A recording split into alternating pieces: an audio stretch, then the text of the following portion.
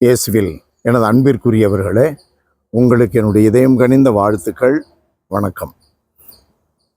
அன்பானவர்களே, இன்றைய நற்செய்தி பகுதி மத்தேயு நற்செய்தி 12வது அதிகாரம் 14 21 முடிய.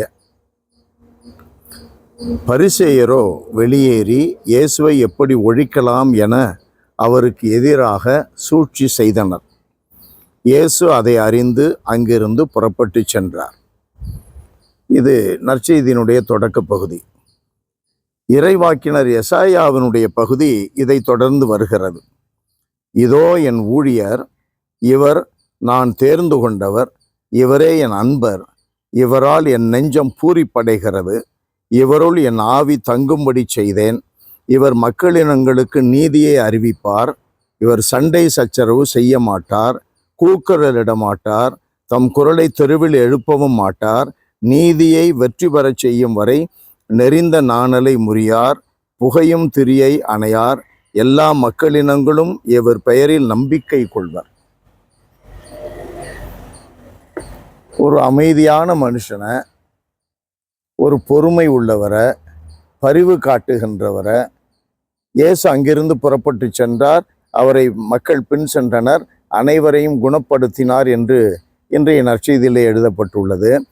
அனைவரையும் உடலிலும் உள்ளத்திலும் சுகப்படுத்துகின்றவர், பாவங்களை மன்னிக்கின்றவர், எல்லாருடனும் சமாதானமாக இருப்பவர், சண்டை சச்சரவு செய்ய மாட்டார்.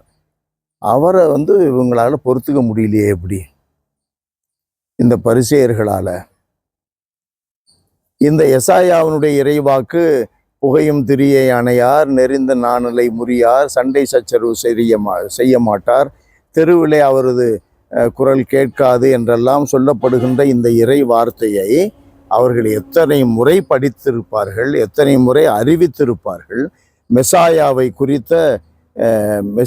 குறித்த இறைவாக்குகள் இவைகளை குறித்து எத்தனை மறைக்கல்வி வகுப்பிலே சொல்லி இருப்பார்கள். ஆனால் அந்த மெசியா நேரடியாக வந்த பொழுது, அந்த இறைவாக்குக்கு உரியவர் வந்த பொழுது அவரை ஏற்றுக்கொள்ள முடியவில்லை. அப்படின்னா என்ன அர்த்தம்? மெசியாவை இவங்க எதிர்பார்க்கல. இவங்க புகழை, இவர்களுடைய செல்வாக்கை, இவர்கள் மதிப்பை, அதை தேடி தேடி தேடி தேடி தினமும் தேடி அலைகிறார்கள். அப்படியே அலைஞ்சு செத்து போவான். இன்னைக்கும் சில பேர் அப்படித்தானே இருக்காங்க. காலம் பூரா தனக்கு ஏதாவது பெருமை கிடைக்குமா, தனக்கு ஏதாவது ஆதாயம் கிடைக்குமா, தன்னை யாராவது புகழ்ந்து பேசுவாங்களா, இதையே பார்த்துக்கிட்டு இருக்கிற மனிதர்கள் நம்மிலே நிறைய பேர் உண்டு. நாம் அயலானுக்கு என்ன நன்மை செய்யலாம், எப்படி மற்றவர்களை ஒற்றுமைப்படுத்தலாம், மற்றவர்கள் மத்தியிலே எப்படி மகிழ்ச்சியை உருவாக்கலாம், எப்படி இதன் வழியாக, இப்படிப்பட்ட வாழ்க்கை வழியாக எப்படி கடவுளை மகிமைப்படுத்தலாம், கடவுளுடைய வார்த்தைக்கு ஏற்ப நாம் எப்படி நடந்து நாம் நெறிமுறையாளராக வளரலாம் என்றெல்லாம் நம்மில் பலர் நினைப்பதில்லை.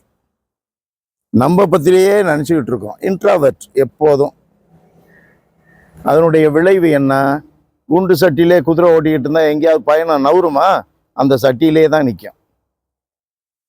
அன்பு நிறைந்த எங்கள் இறைவா, உம்மை போற்றி புகழுகிறோம், தாழ்மையோடு ஆராதிக்கிறோம். அன்பின் கடவுளே, எங்களை முழுவதுமாக உமக்கு ஒப்பு கொடுக்கிறோம். நீரே எங்கள் வாழ்க்கை மையமாக, நாங்கள் அடைய வேண்டிய உச்சமாக நீர் இருக்க வேண்டுமென்று உம்மிடம் ஜெபிக்கிறோம்.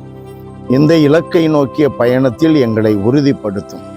வார்த்தையாலும் சிந்தனையாலும் செயலாலும் நாங்கள் உமக்கு உரியவர்களாக என்றும் வாழச் செய்தருளும்.